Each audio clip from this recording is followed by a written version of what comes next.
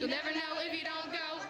You'll never shine if you don't glow. I love live music. The more I think about it, and the more I look into myself and think about the things that I really enjoy and the things that 10 out of 10 every time make me endlessly happy, concerts.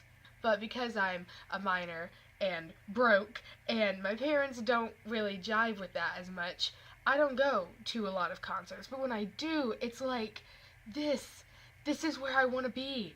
28/7. Luckily, music is one of the things that my dad and I share a love for, and we don't really have a lot in common, but concerts was thankfully on that golden road, the golden yellow brick road to my soul. What am I saying? I don't know. So my dad took me to my first major concert in 2011, and as much as the internet is gonna hate to see me admit it, because of where and how and when and with whom I was raised, my first concert was Brad Paisley.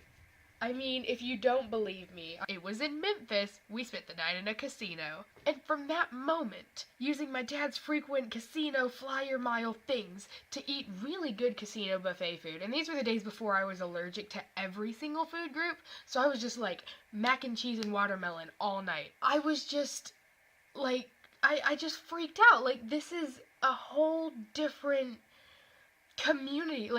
This is a whole new world. It's just this completely different universe. And every single time I go to a show, it just blows me away how wonderful I love it. I love live music. And kind of my segue for being able to talk about this a little bit, I went to the transatlantic tour.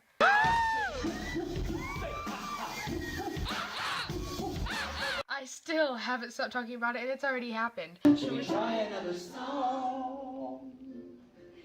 It's okay, I went to the transatlantic tour on Sunday night, and I knew it was going to be incredible. I knew it was going to be, this giant thing my entire life has led up to, and I'm gonna go and see these people that, some of them I've looked up to for 7 years. I'm looking at you, Tessa Violet.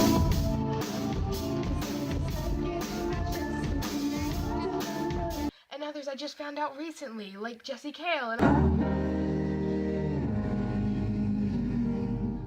I was like, this is going to be amazing. And oh boy howdy. Boy howdy was it amazing. Getting to the concert was already an 11 out of 10 experience. I rode there with two of my best friends, Rebecca and Peyton. Yes, Princess Peyton, because I know her, because I'm cool. When we got there, we met up with Katie. Yes, Tippy Katie. Look at me and all my internet YouTube people. And then halfway through Rusty Clanton's set, Lena joined us. Friends. I was already set for life before anyone walked out on the stage. We're waiting in line, their tour bus drives by, we see all the kids, they stop in the road in front of the line. We get into the venue, and because we got there so early, we were against the stage, as in, because I wore shoes that a human shouldn't wear to a concert. How did I not look at these and realize, hey, that's gonna hurt after the first 6 hours? I sat on the stage in the little intermissions between each of the performers. Thankfully, no one yelled at me. We are against the stage. I could touch these people. I could touch Rusty Clanton's little dirty old sneakers. And the night goes on, and the concert was very long, and I loved every minute of it. I don't cry at concerts. I haven't gotten to that level. I haven't achieved the ability to have emotions in front of other people yet. But whenever I got home, I was just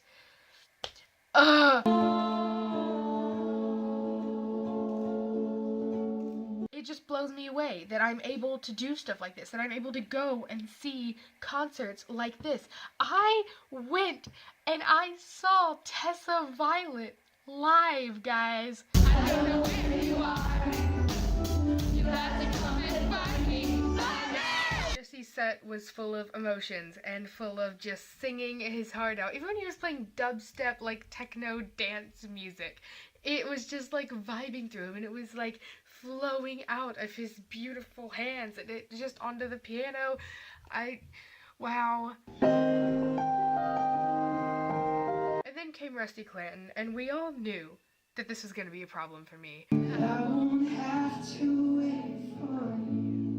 right, the music is coming out of him like pieces of his soul are flying around the room and smacking me in the feelings. I went to this show with the mindset that I was going to dance hard enough for Tessa Violet to notice. And you know, that sounds kind of fangirly and kind of crazy, but everyone has dreams. I'm over there like doing my mom dancing, like doing the best I can, and Tessa Violet notices. She notices Peyton and I especially, because Peyton and I were like freaking breaking it down, like hugging in between every song for moral support, and she comes over to our side of the stage and she's like dancing with us and smiling at us and winking at us. She also gave a couple little talks, and it was funny because everyone in the audience was like, yeah, insecurities, and she just goes, this is Team Internet, and we were all like, oh, it's kind of sad, but also really empowering, because here we all are in this bar, and the floor's really sticky, and I have X's on my hands that I totally don't stroke, because, oh my gosh, I have X's on my hands, and we're all here in this bar together for the same reason, and that reason is not to drink alcohol, that reason is to feel things, and these are my people, and it was very lovely. I didn't film a lot of her, either. I thought I would film a lot, and I didn't. And then John Cozart did his set. Bless. Love me and I'll love you more. John Cozart, the first 10 minutes of his set was just him telling, like, slightly scandalous jokes about politics and things that weren't, like, politically incorrect, but were very funny. Jody Clark did her set, and the energy was super emotional. Like super, you know what, we're all kind of sad, but we're gonna fight and dance through it, and it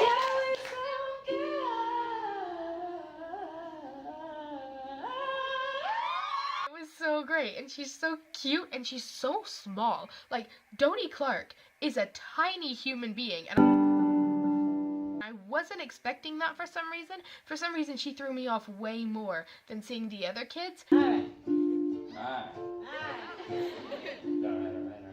And then Dante's back there on the drums, and seeing Dante on the drums is just kind of the only thing I need. I could have sat there for the entire 3 hours and watched Dante on the drums.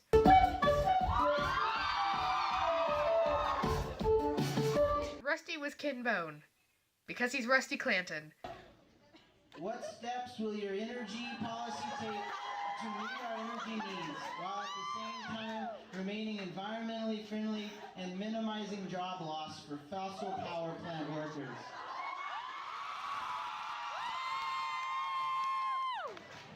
That's all I got. Meeting all of these kids after the show, I was just like, I'm not nervous. Just a little nervous in front of you. I wasn't nervous to meet them after the show at all, and that's crazy. They've just performed on stage for you. Everyone's cheering and screaming. All 350 emotional teenagers are yelling at them. You're supposed to be nervous.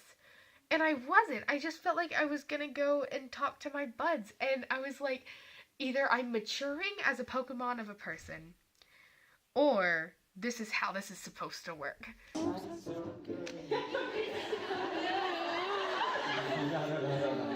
And John and Dodie both said that I'm absolutely adorable, so there go my insecurities. I'm never gonna have to deal with those again.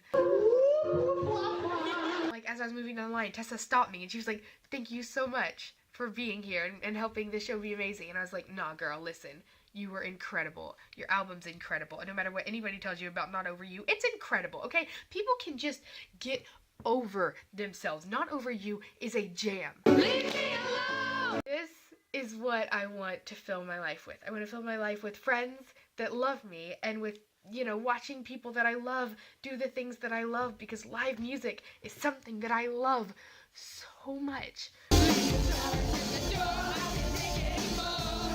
I'm probably on some kind of weird concert high, because even when I've gotten stressed since the show, I'm just like, you know what? Rusty Clanton. And then I'm not stressed anymore. And whenever I'm like, I can't do this, I just go, you know what? Tessa Violet gave an entire 10-minute speech about why you can. And then, boom, done, set, good. In case you baby, I'd rather If you want more rambles and emotions and little tidbits and things and facts that happen during the show, I've posted quite a bit on Instagram at oppositeofsalt because branding.